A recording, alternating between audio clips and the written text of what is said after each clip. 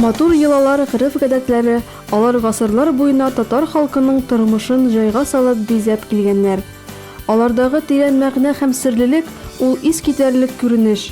Бабаларыбыз һәр вакыт табигать кочагына сыенып, аның серләрен аңлап һәм аны хөрмәт итеп яшәгәннәр. Алар батырып эшли һәм күңелле ял да итә белгәннәр. Аларның бөтен бәйрәмнәре табигатьтәге үзгәрешләргә, аның чырлары алышынуга бәйләнгән. Мәсәлән, Нәүрүз, Сабан туе, Сөмбелә. Карга боткасы бәйрәме ул Нәүрүзне, яисә яңа елны каршы алуга ишарә ясаган. Каргалар килүе ул яз килү билгесе булып саналган. Озын кыштан арыган халык яз һәм җәй килүен һәр вакыт сагынып көткәннәр.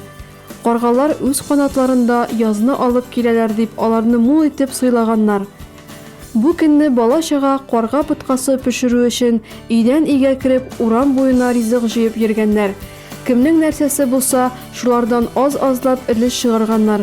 Ярма, ын, май, йомырка. Табигатьнең иң матур җирендә зур казан асып, карга боткасы пешергәннәр һәм тахмаклар әйтеп күңел ачып бәйрәм иткәннәр.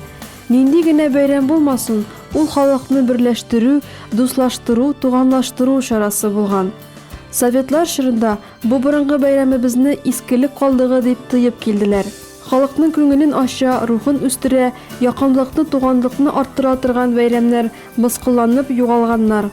Алар аракысыз да күңелләрне күтәрә торган булсалар, сыңарак кертелгән бәйрәмнәргә атеизм сәясәте табыннарга аракы менеп утырды. Гасырлар буена сакланып килгән гадәтләр тыелган өчен без бүген гади генә карга боткасы бәйрәме турында да берни белмибез. Аллага шөкер, яктылык мәктәбендә хәзер гырыф-гадәтләребезне, милли мәдәниятебезне пропагандалауга, үстерүгә зур әһәмият бирелә. Бу юнәлештә системалы рәвештә эшләр алып барыла. Укучылар, укытучылар концерт программалары әзерләп, ата-аналарны да чакырып бәйрәмнәрне бергә үткәрәләр. Бу эш елдан-ел матуррак, оешканрак төстә уза бара. Ә менә быелгы карга боткасы бәйрәме мәктәп тормышына тагын бер матур яңалык булып керде. Башка бәйрәмнәр мәктәп залында уздырыла торган булса, бу чара табигать кочагында саф һавада, шәһәр читендәге паркта узды. Укучы балалар белән аларның ата-аналары төрле уеннар уйнадылар, ярышларда катнаштылар һәм призлар яуладылар. Мәктәп балалары өчен бу бәйрәм һичшиксез көчле тәрбия чарасы. Саф һавада тәмле пылау ашау да алар күңелендә матур бер истәлек булып калачак. Карга боткасы бәйрәме ул кеше күңелендә мәрхәмәтлек, киләчәк көнгә ышаныч, табигатькә мәхәббәт тәрбияли. Бәйрәмдәге рәсми педагогиканың ислам диненә тыныч һәм уңай карашыда матур күренеш. Бу якынаю, берләшү көчәйсә, киләчәктә җәмгыятебез әле тагын да тәрбиялерәк, уңышлырак булыр дигән ышаныч туа.